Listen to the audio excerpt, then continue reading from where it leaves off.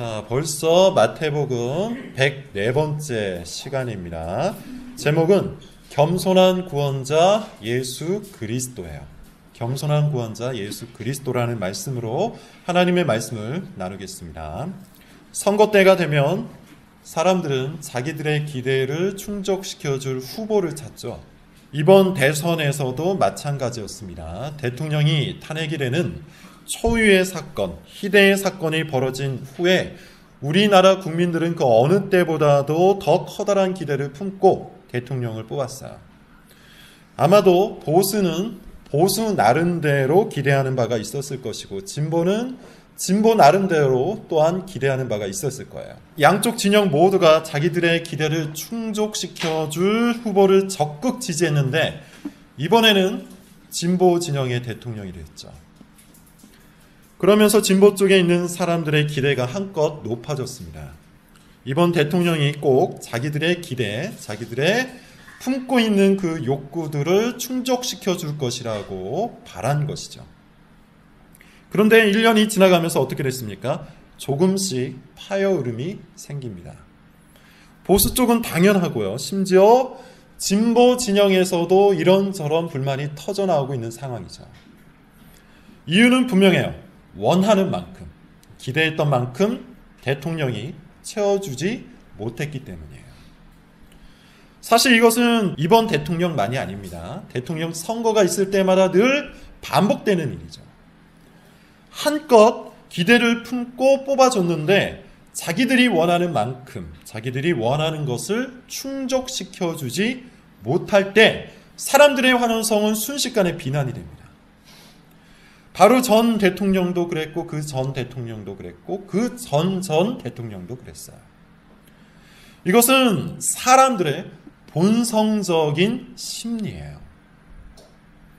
사람들은 본성적으로 찬양할 대상을 찾아 헤맵니다. 성경의 용어대로 말하자면 우상을 찾아 헤맨다는 거예요. 이유가 있죠. 정말 그 대상을 찬양하고 섬기기보다는 그렇다기보다는 그 대상을 통해서 내가 원하는 바를 충족하기를 바라는 거예요. 자기를 만족시켜 줄 수 있을 만한 대상을 찾아 헤매는 것에 불과하다는 겁니다. 자기를 채워줄 것 같으면 그 대상을 한껏 높여 찬양하다가 자기가 원하는 것을 그가 채워주지 못하면 곧장 그 대상을 비난하는 것이죠. 이것은 사람들의 본성적인 아주 이기적인 심리예요. 이런 심리는요, 사실 모든 것에 나타납니다. 짝사랑을 할 때도 마찬가지죠. 자기가 좋아하는 어떤 이성이 있으면 그 이성에 대해서 한껏 높여 생각합니다. 그러다가 자기의 그 사랑이 거절당하면 이제 그 사람의 약점을 찾아 헤매죠. 그 사람이 별거 아니었다는 식으로 이해하고 스스로 위안을 받기 위해서예요. 부부관계에서도 마찬가지입니다. 배우자에게 내가 원하는 것을 충족하기 원했다가 그것을 이루지 못하면 어떻게 됩니까? 미워하기 시작해요. 자녀에게도 그렇게 하죠. 배우자에게 원하는 것을 얻지 못한 후에는 이제는 찬양의 대상을 바꾸어서 자녀를 통해 그것을 얻고자 하는 거예요. 자녀가 어릴 때는 A시간이 채워집니다. 그런데 중학교만 들어가도 그것이 채워지지 않죠. 그러면 어떻게 합니까? 또 다른 찬양의 대상을 찾아 헤매요. 이런 이기적인 심리, 이와 같이 본성적으로 자기를 충족시키고 싶어하는 우상의 심리는 사실 꽤나 중독적인 겁니다. 쉽게 무엇인가에 빠지고 쉽게 무엇인가에 사로잡히고 쉽게 무엇인가에 중독이 된다는 거예요. 그런 의미에서 중독자는 참된 찬양의 대상을 만나지 못한 이기적인 본성에 사로잡힌 사람들이에요. 그렇다면 이제 다시 한번 지난주에 했던 질문을 던져보겠습니다. 여러분들은 지금 무엇을 채우기 위해 사십니까? 여러분 인생에 무엇이 비어있다고 생각하십니까? 여러분들을 만족시켜 줄 수 있는 것은 무엇입니까? 이것이 지난주에 던졌던 질문이에요. 사람들은 자기에게 결핍된 것, 자기에게 비어있는 것을 채우기 위해 사는 존재라고 했죠. 돈이 없으면 돈을 채우기 위해 돈을 위해 삽니다.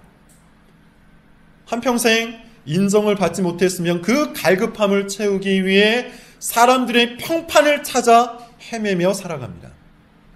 모든 사람들은 본능적으로 자기에게 부족한 것이 무엇인지 인식을 하고 그것을 채우기 위해 살아가는 존재예요. 그리고 그 부족한 것을 채워줄 수 있는 사람 혹은 채워줄 수 있는 무엇인가를 만나면 그를 찬양하면서 그것을 찬양하면서 그것에 중독된 채 살아가죠. 사람에게 중독되었다가 직업에 중독돼요. 자기 직업에 중독되었다가 또다시 사람에게 중독돼요. 그렇게 중독이 반복되면서 살아가는 것이 이기적인 사람들의 본성이에요. 정치인일 수도 있고 직장 상사일 수도 있고 배우자일 수도 있고 자녀일 수도 있고 친구일 수도 있어요. 어떤 사람은 정치를 찬양의 대상으로 여기기도 하고 사회의 제도를 찬양의 대상으로 여기기도 하고 명예와 권력을 찬양의 대상으로 여기기도 합니다. 어찌되었든 그것이 무엇이든 간에 찬양의 대상을 만들고 그것을 찬양하면서 자기의 빈 공간을 채우기 위해서 살아가는 존재, 그게 죄인의 본성이에요. 그리고 그것이 인생의 목표가 되어버립니다. 그런 의미에서 무엇을 채우기 위해 사냐는 이 질문은 인생의 목적이 무엇이냐는 질문과 다를 바가 없어요.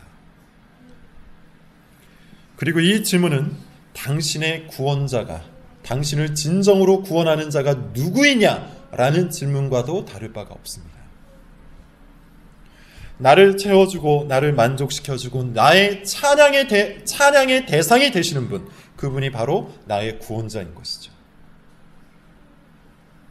그러므로 지금 여러분은 누구를 찬양하고 있습니까? 무엇을 찬양하고 있습니까? 무엇을 위해 여러분의 인생을 쓰고 있습니까? 그것이 여러분의 구원자예요. 말로는 예수님을 구원자로 고백하지만 자기 삶으로는 전혀 다른 대상에서 만족을 얻고 전혀 다른 대상을 찬양하고 있다면 실제로 예수님을 구원자로 여기고 있는 게 아닙니다. 예수님을 단지 교리 속의 구원자로만 동의하고 있는 겁니다. 나를 채워주고 나를 만족시켜주고 나를 회복시켜주며 나를 진정으로 변화시켜주는 참된 구원자로 예수님을 믿지 않는 거예요. 자, 오늘 본문에는 진정한 구원자이신 예수님과 자기들의 구원자를 원하는 무리들이 나옵니다. 한번 읽어봅시다. 1절부터 2절을 먼저 한번 읽어볼게요. 1, 2절입니다. 자, 시작. 그들이 예루살렘에 가까이 가서 감람산 벳바게에 이르렀을 때 예수께서 두 제자를 보내시며 이르시되 너희는 맞은편 마을로 가라. 그리하면 곧 매인 나귀와 나귀 새끼가 함께 있는 것을 보리니 너희에게로 끌고 오라. 지금 예수님은 어디에서 어디로 가시는 중이죠? 갈릴리에서부터 예루살렘으로 갑니다. 그리고 우리는 그 목적이 어디에 있는지 알죠? 십자가에서 죽으시기 위해 가시는 거예요. 지금까지 우리가 앞에서 읽은 본문들은 그 와중에, 그 가운데, 그 길 한복판에서 일어난 일인데요. 대표적인 사건이 부자 청년을 만난 사건과 두 소경을 만난 사건이었죠. 이 사건들을 통해서 예수님이 말씀하시고자 하는 것 무엇이었습니까? 아주 분명히 했는데요. 기독교의 본질이 십자가에 있다는 겁니다. 무리들은 말할 것도 없고 제자들마저도 커다란 것을 원했어요. 큰 것을 원했고 부유한 것을 원했고 높은 것을 원했습니다. 예수님이 그런 것들을 주기 위해 이 땅에 오신 구원자라고 믿은 거예요. 그래서 열심히 일하고 열심히 섬기고 열심히 따라다니면 그런 것들이 언젠가 자기들에게 주어질 것이라고 믿은 거죠. 그래서 제자들 중에 야고보와 요한이 예수님께 무엇을 요구합니까? 예수님 양 옆자리를 요구하는 거예요. 높은 곳을 주옵소서. 예수님은 그것을 위해 이 땅에 오신 것이 아닙니까? 말로는 예수님을 구원자로 여겼지만 사실은 예수님을 통해서 자기네들이 얻고 싶은 것을 원했던 겁니다. 그런데 예수님은 전혀 다른 말씀을 하시는 거예요. 예수님은 이 땅에 섬김을 받으려고 오신 것이 아니라 섬기려고 오셨다고 해요. 자기 목숨을 대속물로 주시려고 오셨다고 해요. 제자들 입장에서는 전혀 이해할 수 없는 말씀을 하신 거죠. 그리고 예루살렘에 들어가기 직전 누구를 만납니까? 두 명의 소경, 맹인을 만나죠. 여기서 예수님은 사람들에게 정말 필요한 것이 무엇인지를 알려주세요. 뭡니까? 하나님의 친절이에요. 이것이 지난주에 우리가 배웠던 바입니다. 하나님의 긍휼과 사랑이 모든 사람들에게 필요해요. 사람들에게 정말로 필요한 것은 하나님께서 베푸시는 은혜입니다. 사람들을 진정으로 채워줄 수 있는 것은 그 은혜의 절정 그리스도의 십자가예요. 그런데 문제가 있어요. 문제가 뭐예요? 사람들은 정작 그것을 원하지 않는다는 것이 문제죠. 사람들이 정말로 원하는 것은 사실 하나님의 친절이 아닙니다. 여러분들이 스스로를 생각해 보세요. 여러분들은 정말 하나님의 친절과 하나님의 긍휼과 하나님의 자비가 꼭 필요한 사람들입니까? 여러분의 인생 속에 그것이 비어 있습니까? 그래서 그것을 원하십니까? 사람들이 정말로 원하는 것은 그것이 아니에요. 그냥 내가 열심히 사는 만큼의 보상을 원할 뿐이에요. 딱 그 정도의 친절만 원할 뿐이에요. 그냥 다른 사람들만큼만 살아갈 수 있도록 내 인생이 그 정도로만 풀릴 수 있기를 원하는 거예요. 특별 대우를 바라지도 않습니다. 공짜를 바라지도 않습니다. 그저 내가 일한 그만큼의 보상만 받기를 원해요. 손해보지 않기만을 원해요. 그래서 다른 사람들만큼 살아가는 것, 그걸 원한다는 거죠. 그 정도의 삶을 원하기 때문에 돈을 구원자로 여기고 평판을 구원자로 여기고 자기 삶의 생존과 성공을 구원자로 여기는 거예요. 사람들은 사실 하나님의 긍휼을 진정으로 원하지 않습니다. 그리스도의 십자가를 진정으로 원하지 않아요. 여러분 스스로 생각해 보세요. 왜 그럴까요? 모든 사람들은 소경이기 때문이에요. 그래서 무엇이 정작 필요한 줄을 몰라요. 하나님께서 베푸시는 긍휼이 없으면 영원히 중독자로 살 수밖에 없다는 사실을 깨닫지 못해요. 그리스도의 십자가가 아니면 우리는 결코 참된 행복과 만족을 누릴 수 없다는 것을 몰라요. 하나님의 은혜가 없으면 영원한 형벌 속에서 죽을 수밖에 없다는 사실을 몰라요. 하나님의 친절을 원하지 않는 사람은 사실 자신이 죄인이라는 것을 인정하지 않는 겁니다. 그저 자기 중심의 신학, 자기 행위의 신학을 붙들고 내가 일한 만큼, 내가 산 만큼의 보상만 원하는 아주 이기적인 존재라는 거예요. 그리고 이런 생각 자체가 하나님 앞에서 엄청나게 커다란 죄라는 사실을 모르죠. 왜 이런 생각 자체가 엄청난 죄일까요? 하나님의 친절이 필요 없다는 말은 사실 하나님이 필요 없다는 말과 같기 때문이에요. 하나님 없이 내가 내 힘으로 내 인생을 스스로 만들어갈 수 있다고 믿기 때문인데 이것이 뭡니까? 스스로 하나님이 되는 것이죠. 교만이에요. 교만은 자기를 의지하는 겁니다. 어떤 사람은 자기가 일한 만큼 그 정도의 보상만 바라고 그 어떠한 욕심도 없다라고 스스로에 대해서 자부심을 갖는 사람이 있어요. 나는 공짜를 바라지 않는다. 나는 특별 대우를 바라지 않는다. 나는 내가 일한 만큼 그냥 하나님께서 적절히 나를 도와주셨으면 좋겠다. 그러면서 자기에게 욕심이 없다는 것을 자랑하는 사람들이 있습니다. 그리고 자기를 겸손하다고 생각해요. 여러분 이것은 세상에서는 그럴 수 있지만 성경이 말하는 겸손이 아니에요. 오히려 성경은 그런 생각을 교만이라고 해요. 교만은 하나님의 긍휼을 요청하지 않는 마음의 상태입니다. 긍휼은 하나님의 친절을 필요 없다고 말하는 마음의 상태입니다. 마음속에 이미 자기의 것이 가득 차서 자기 스스로 모든 것을 처리할 수 있고 자기 스스로 모든 것을 결정할 수 있는 마음의 상태, 그게 교만이에요. 이런 사람은 하나님의 긍휼이 필요가 없고요. 자기 인생 속에 하나님의 친절이 필요하지 않다고 믿어요. 그런 의미에서 교만한 사람은 절대로 예수님을 제대로 믿을 수가 없습니다. 앞서 말한 것처럼 예수 그리스도는 하나님께서 베푸시는 친절과 긍휼의 절정이 되시기 때문이에요. 우리가 읽은 1절과 2절을 보면 예수님이 예루살렘으로 들어가시기 전에 제자들에게 이상한 일 하나를 시키셨죠. 어떤 마을에 가서 묶여있는 나귀를 끌고 오라는 거예요. 정말 이상한 명령이에요. 그런데 이유가 있습니다. 3절부터 5절을 한번 읽어볼게요. 자, 시작. 만일 누가 무슨 말을 하거든 주가 쓰시겠다 하라.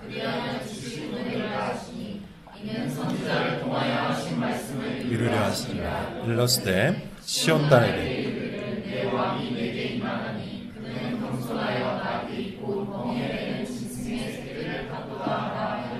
자, 그 이유가 뭡니까? 왜 나귀를 끌고 오라고 하신 것이죠? 선지자를 통하여 하신 말씀을 이루려고 나귀를 끌고 오라고 하신 건데 구체적으로 어떤 선지자의 말씀일까요? 이건 중요하니까 한번 찾아볼게요. 스가랴 9장 9절입니다. 구약성경 스가랴서 9장 9절을 한번 찾아서 볼게요. 찾았으면 같이 읽겠습니다. 자, 시작. 시온에 따라 크게 기뻐할지어다. 예루살렘에 따라 즐거이 부를지어다. 보라, 내 왕이 내게 임하시나니 그는 공의로우시며 구원을 베푸시며 겸손하여서 나귀를 타시나니. 그렇죠. 400여 년 전에 미리 예언된 이 말씀을 이루시려고 예수님께서 나귀 새끼를 타신 거예요. 그런데 더 중요한 것이 있습니다. 왜 하필 나귀의 새끼일까요? 다른 많은 짐승들이 있는데 그 중에서도 하필이면 나귀의 새끼를 타고 예루살렘에 들어가시는 이유, 그것을 예언하신 이유가 뭘까요? 마태도 그렇고 스가랴도 그렇고 그 이유를 겸손하여서 나귀를 탄다고 해요. 그렇다면 또 다른 질문이 나올 수 있죠. 왜 나귀가 겸손의 상징이 될까요? 당시 왕이 입성할 때는 일반적으로 거대한 백마를 타고 입성을 했습니다. 이것이 승리의 상징이요, 왕의 상징이요, 구원자의 상징이었어요. 그것도 특별히 전쟁에서 승리한 왕일 때는요, 군마들과 함께 화려하고 웅장하게 입성을 하죠. 대표적으로 예수님이 오시기 전 약 100여 년 전에 마카비라는 인물이 있었는데요. 이 인물이 헬라 제국을 물리치고 이스라엘을 독립시켰습니다. 그 당시 마카비가 예루살렘에 입성할 때 크고 거대한 말을 타고 군사들과 함께 들어갔다고 하죠. 말 그대로 이스라엘을 구원한 왕이자 구원자 그리스도였던 거예요. 반면에 지금 예수님은 어떻습니까? 탈 수 있는 짐승들 중에 가장 작고 초라한 그 중에서도 새끼 나귀를 타고 입성하고 계신 거예요. 사람들이 전혀 기대하지 않는 구원자의 모습이죠. 그럼에도 불구하고 예수님께서 엄청난 환호를 받으셨는데요. 한번 봅시다. 6절부터 9절입니다. 오늘의 본문 6절부터 9절. 사람들이 예수님을 이렇게 환호합니다. 같이 읽어볼게요. 시작. 예수께서 명하신 대로 나귀와 나귀 새끼를 끌고 와서 자기들의 겉옷을 그 위에 얹음에 예수께서 그 위에 가시니 우리의 대다수는 그들의 겉옷을 펴고 다른 이들 그를 베어 길에 펴고 앞에서 가고 뒤에서 따르는 무리가 소리 높여 이르되 호산나 다윗의 자손이여 찬송하리로다. 주의 이름으로 오시는 이여 가장 높은 곳에서 나귀를 타고 예루살렘으로 들어가실 때 사람들이 어떻게 합니까? 겉옷을 벗어서 길을 만듭니다. 나뭇가지를 베어서 또한 길을 만드는데 마가복음을 따르면 종려나무로 그렇게 했다고 해요. 종려나무는 승리의 상징이에요. 그리고 사람들이 커다란 소리로 이렇게 외치죠. 호산나 다윗의 자손이여 찬송하리로다. 주님의 이름으로 오시는 이여 호산나 호산나. 호산나가 무슨 뜻입니까? 지금 구원하소서라는 뜻이에요. 지금 구원하소서. 여러분, 제가 몇 번 말씀드린 적이 있는데 우리가 성경을 잘 읽는다는 것은 상상을 하면서 읽는 것이라고 했죠. 여기서 말하는 상상은 없는 일을 공상하면서 읽으라는 뜻이 아닙니다. 성경이 말하고 있는 것을 머릿속에서 그림으로 상상하며 읽어보라는 뜻이에요. 지금 이 본문이 말하고 있는 내용을 한번 그렇게 상상을 해보세요. 뭔가 굉장히 어색한 장면이 등장을 하죠. 수천 명, 수만 명, 광장에 모여 있어요. 그 많은 사람들이 박수를 치고 있습니다. 옷을 흔들고 소리를 지르고 있어요. 꽃가루를 뿌리고 있고 확신에 차서 승리의 함성도 지르고 있죠. 어떤 사람은 나팔을 불면서 환영을 하고 있을지도 몰라요. 어마어마한 인파가 모여서 그렇게 환호성, 박수갈채를 보내고 있는데 정작 그 한가운데를 지나가고 있는 사람은 어떻습니까? 낡은 옷을 입고 있습니다. 작은 나귀 새끼를 타고 있습니다. 젊은이 한 명이 그 나귀 새끼를 타고 통과하고 있죠. 그리고 그 뒤를 따르는 사람들도 시원찮아요. 소문을 듣자니 갈릴리에서 올라온 시골뜨기랍니다. 엄청난 박수와 엄청난 환호성에 비해서 정작 그 대상이 상당히 초라하죠. 오늘날로 예를 들면 이런 겁니다. 광화문 앞에 사람들이 잔뜩 모여있어요. 수만 명, 수십만 명이 모여있어요. 사람들 모두 손에 태극기를 들고 만세를 부르면서 흔들고 있습니다. 저 앞에는 악단이 나팔을 불면서 연주를 하고 있죠. 엄청난 환호성과 박수갈채가 쏟아지고 있는 와중 그 수십만 명의 인파 한가운데를 아주 낡은 외투를 입고 낡은 짐 자전거를 타고 한 사람이 통과하고 있는 거예요. 그 사람이 박수갈채를 받고 있는 거예요. 엄청난 환영에 비해서 정작 그 대상이 매우 초라한 것이죠. 이상하지 않습니까? 어색하지 않습니까? 왜 이렇게 어색한 장면이 연출된 걸까요? 성경은 왜 이 장면을 기록해 놓은 걸까요? 두 가지를 대조하기 위해서죠. 사람들이 원하는 구원자와 진짜 구원자의 모습이 이와 같이 다르다는 것을 대조하기 위해서 마태는 이 장면을 기록하고 있는 거예요. 사람들이 원하는 구원자는 어떤 모습입니까? 말 그대로 승리자의 모습이죠.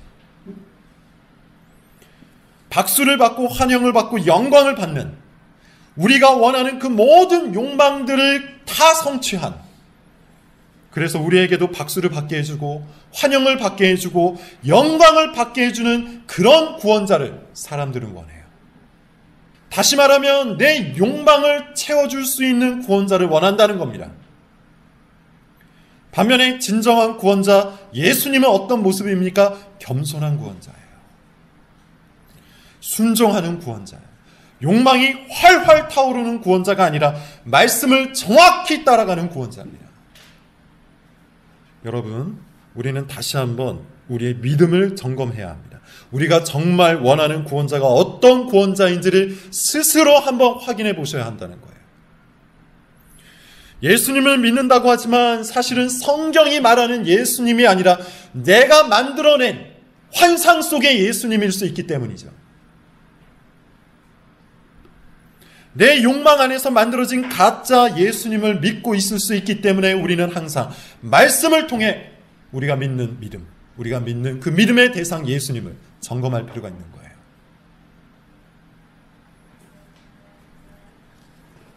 성경이 말하는 예수님은 이렇습니다. 첫째, 성경이 말하는 예수님은 겸손합니다. 우리의 열망이나 욕구를 채워주는 예수님이 아니에요. 우리의 욕구, 여러분들이 지금 가지고 있는 그 욕구가 무엇입니까? 높아지기를 원하죠. 큰 자가 되기를 원하죠. 부유한 자가 되고 싶잖아요.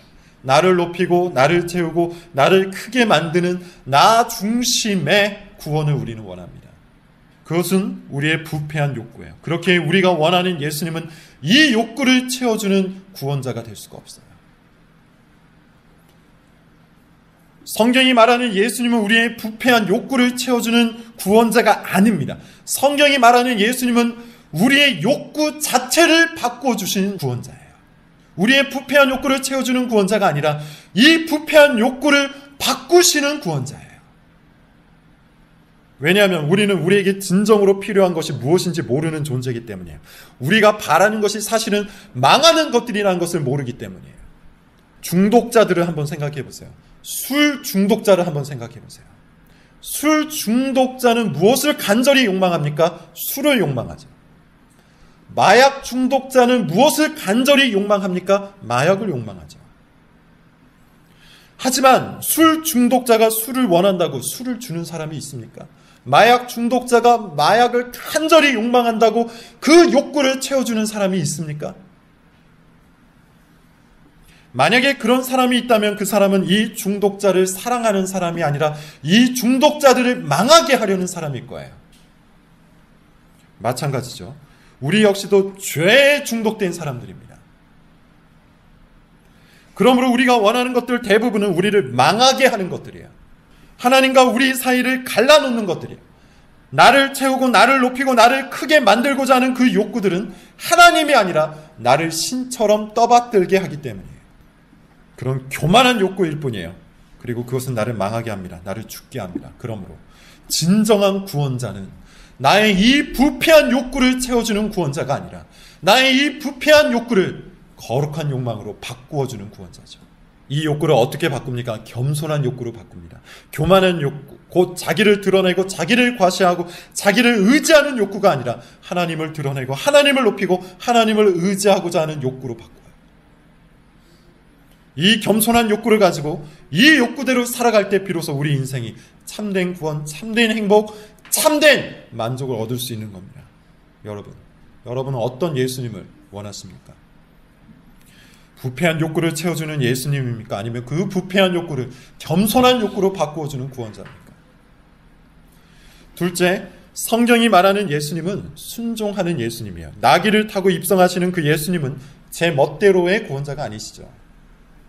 겸손한 구원자 예수님은 항상 말씀대로 행하시는 구원자였어요. 그런데 대개 우리가 원하는 구원자는 어떤 모습입니까? 나를 자유롭게 해방시켜주는 구원자죠. 내 멋대로 할 수 있도록 도와주는 구원자예요. 예수님을 믿는다고 하면서 자기 멋대로 사는 사람들이 얼마나 많습니까? 예수님을 믿는다고 하면서 말씀과 상관없이 살아가는 사람들은 또 얼마나 많습니까? 그러나 정작 우리가 믿는 그 예수님은 우리를 멋대로 살도록 구원하시는 분이 아니에요.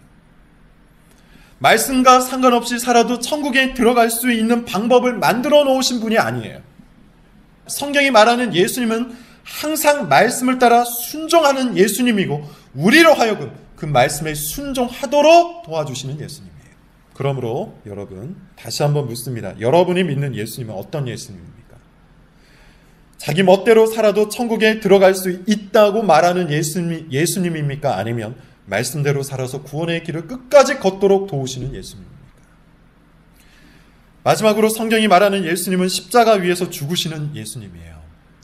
오늘 본문에 등장하는 수많은 무리들은 일주일 뒤에, 고작해야 딱 6일 뒤에 예수님을 십자가에 못 박으라고 소리치는 군중으로 바뀝니다.